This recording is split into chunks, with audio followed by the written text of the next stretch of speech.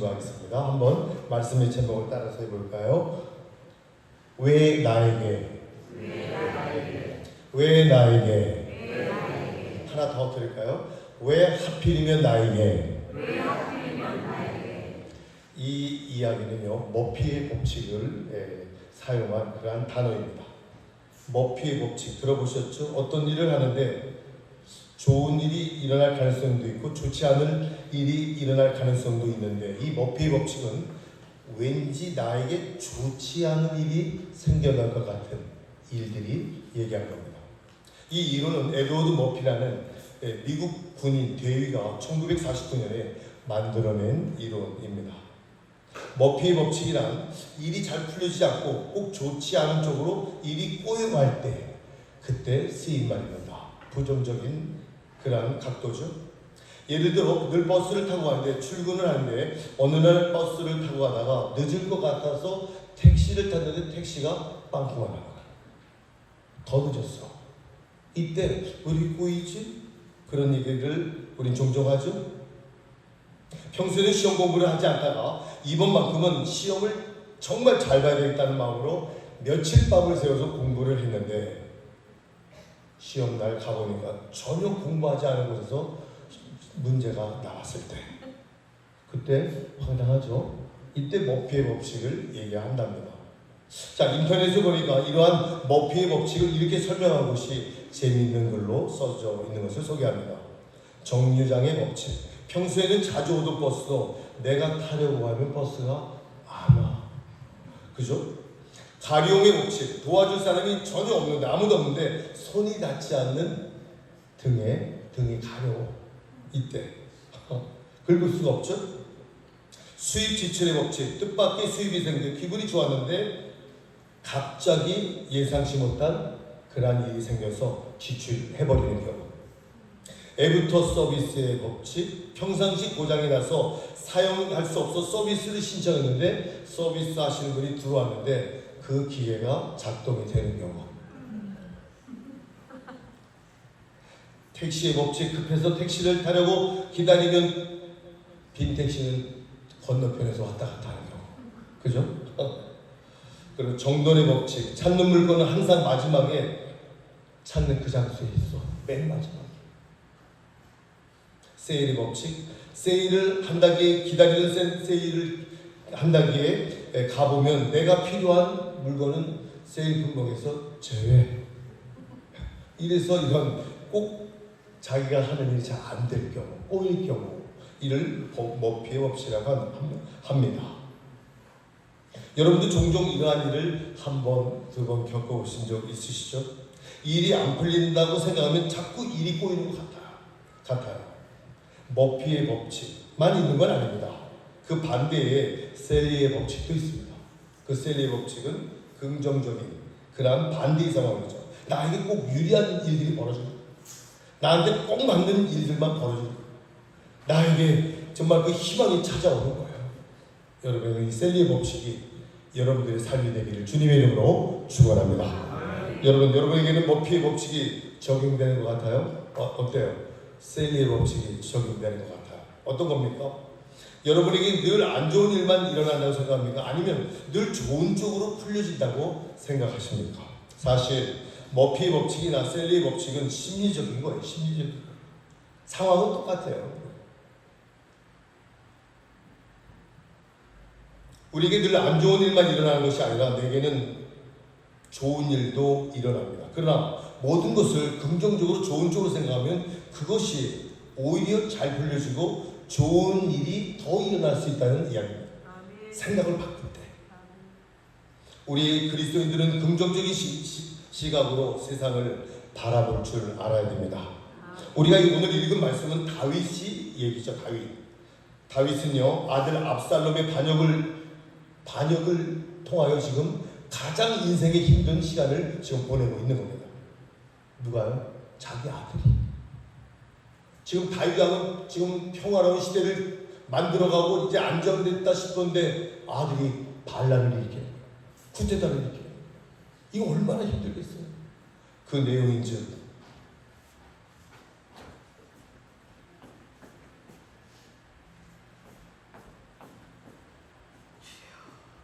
그 내용인즉 왜 반란이 일어난 그 배경을 말씀드리겠습니다. 다윗의 큰 아들이 암논이라는 이름이 그렇죠. 암논이 자기 이복 동생인 다말을 범합니다. 이복 동생. 그리고 못된 짓을 하고 그리고 버려버립니다. 그 다말이라는 오빠가 누구예요? 압살롬이라는 사람이에요. 압살롬. 이 압살롬이 자기 이복형인 그 암논을 살해한 겁니다. 그런 다윗의 그 자녀들이 음란과 살인의 그런 피해 사건을 일으키는 것이 바로 다윗이 쿠데타를 당하는 내용입니다. 형 암논을 죽인 압살롬은 아버지 다윗의 눈을 피해 그술이라는 곳으로 도망갑니다.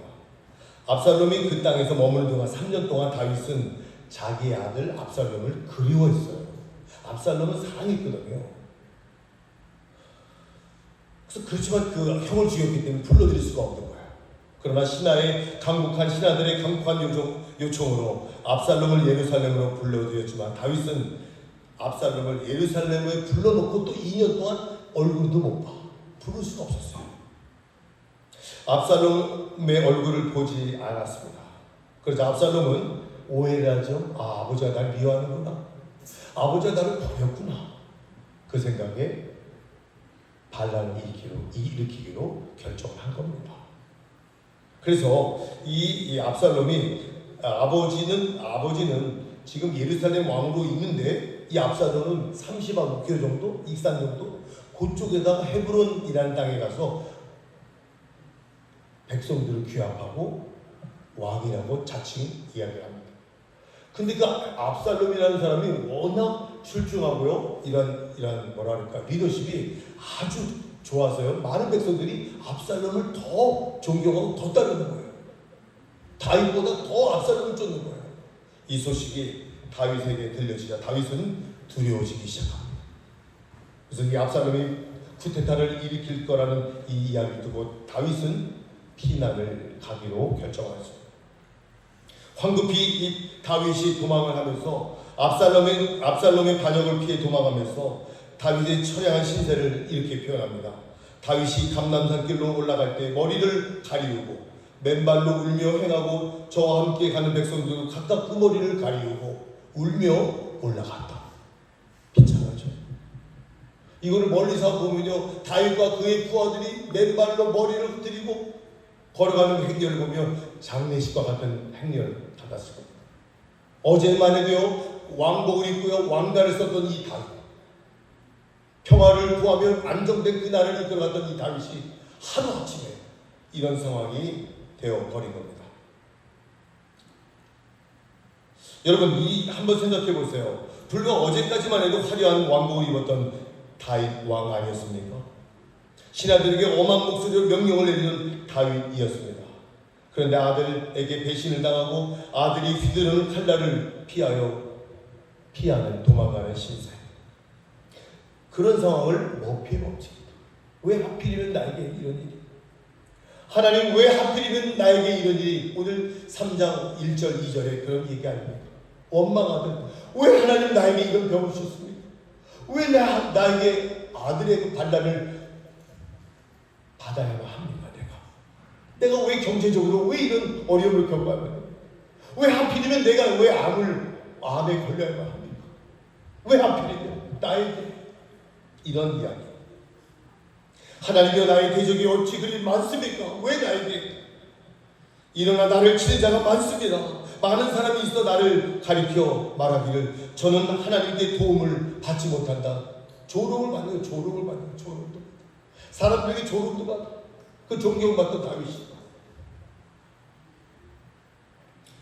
오늘 1절과 2절의 고백을 통하면 간단하게 얘기하면 하나님 하필이면 왜 내가 이런 일을 당해야 됩니까?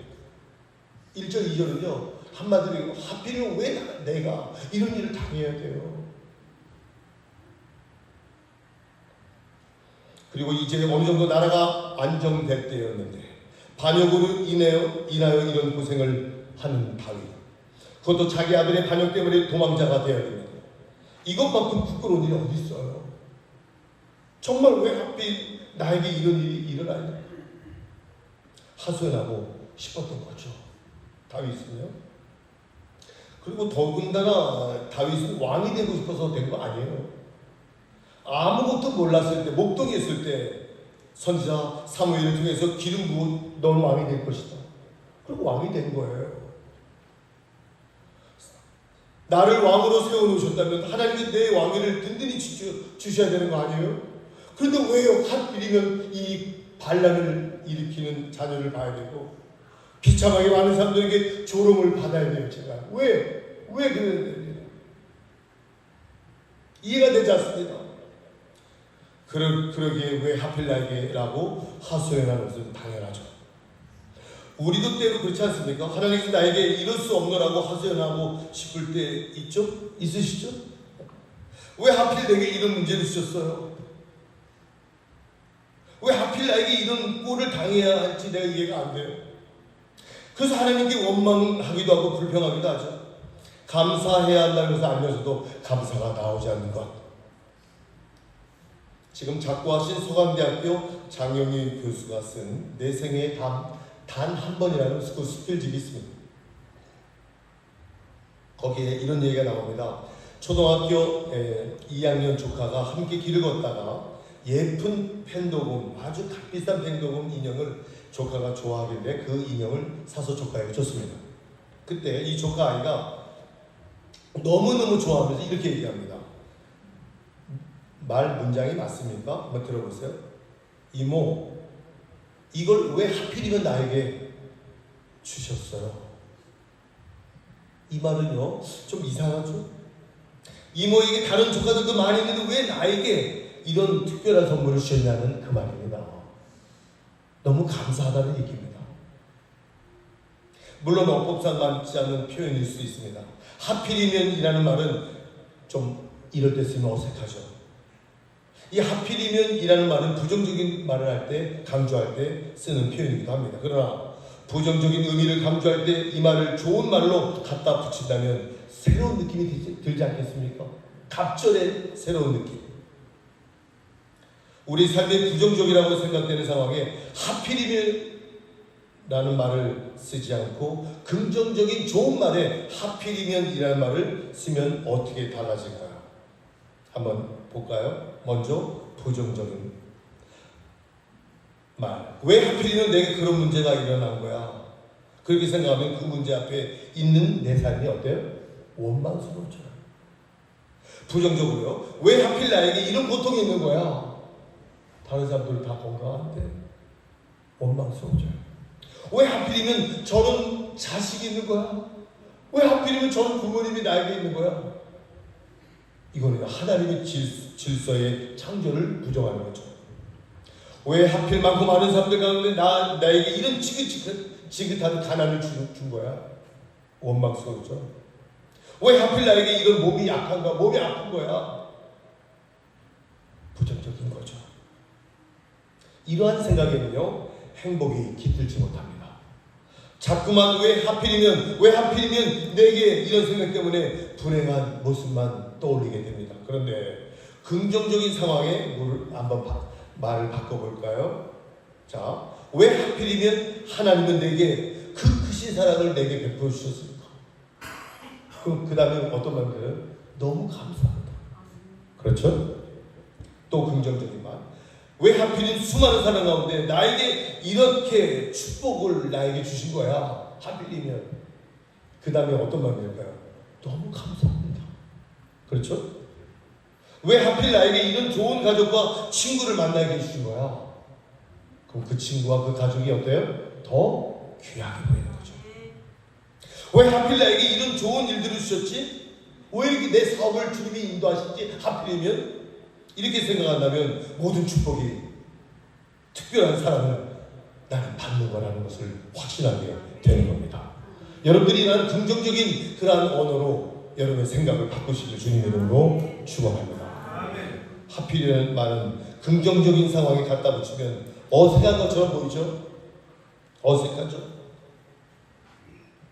어색한 건 사실입니다. 어색하더라도 우리는 연습해야 됩니다. 자꾸만 나를 특별한 사람으로, 더욱 행복한 사람으로, 하필이면 나를 하나님이 선택하셨다는 이 생각을 하시기 바랍니다. 여러분, 우리가 감사하다는 것은 어색할 때 해야 제맛 아닙니까? 안 그래요? 여러분, 당연한 상황에서 감사하는 거 그거 평범한 거예요. 특별한 거 아니에요. 누구나 다 하세요.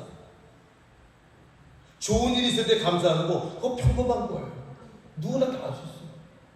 그러나 힘들고 어려운 일이 있고 고난이 있고 이 고비를 넘기면서 감사한다는 것은 조금 어색해요.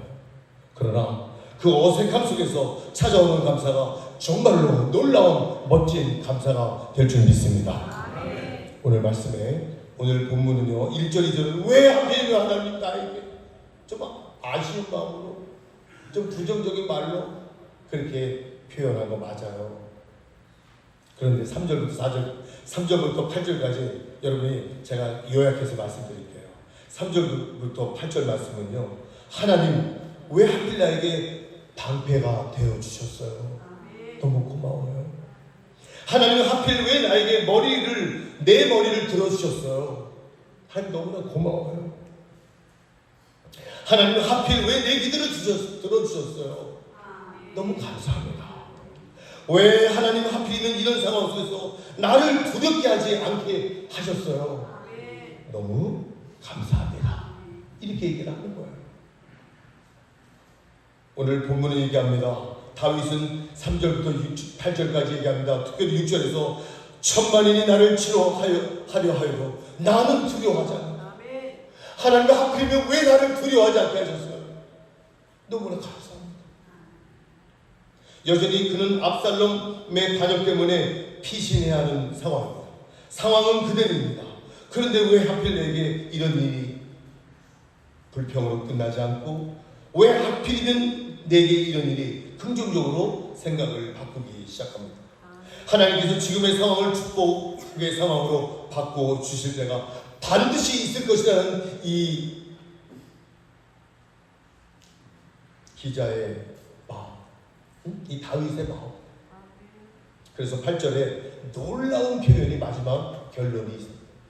뭐라고 해요? 절단적으로 구원은 여호와께 있다. 다윗이 알려줍니다. 결론 하나님, 구원은 하나님께 있습니다. 나는 두려워하지 않겠습니다.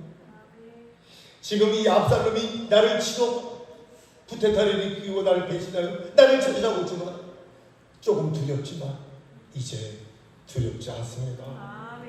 왜냐하면 구원은 하나님께 있다. 오늘 8절 말씀이죠. 그 하나님께서 나를 버리지 않을 것이라는 그러한 믿음이 있었습니다. 하나님께서 구원하시는 좋은 날이 반드시 올 것이라는 그 믿음이 다윗에게 있었습니다. 사랑하는 성도 여러분, 말씀 마치겠습니다. 상황이 좋아야만 행복의 노래를 부를 수 있는 겁니까? 아닙니다. 그렇지 않을 때도 행복한 노래가 얼마든지 나올 수 있습니다.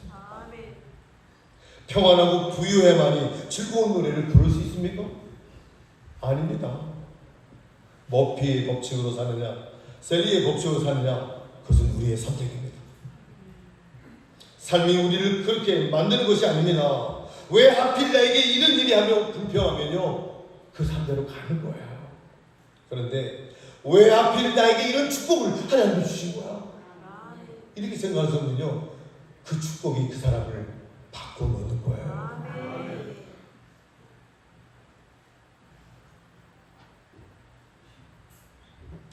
아무리 힘들고 어려운 일이 있어도 나에게 늘 좋은 하나님의 일이 일어날 거야.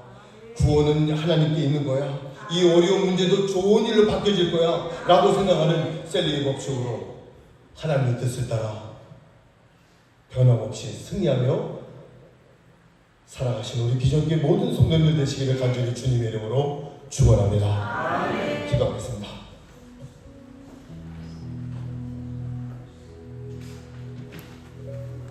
여러분, 셀리의 법칙, 머피의 법칙, 부정적인 거, 긍정적인 거, 선택은 여러분이 하는 거예요. 여러분이 바꿔가는 거예요. 왜냐하면 하나님은 우리와 함께 하시고 구원은 하나님께 있다는 이 믿음만 있으면 되는 거예요.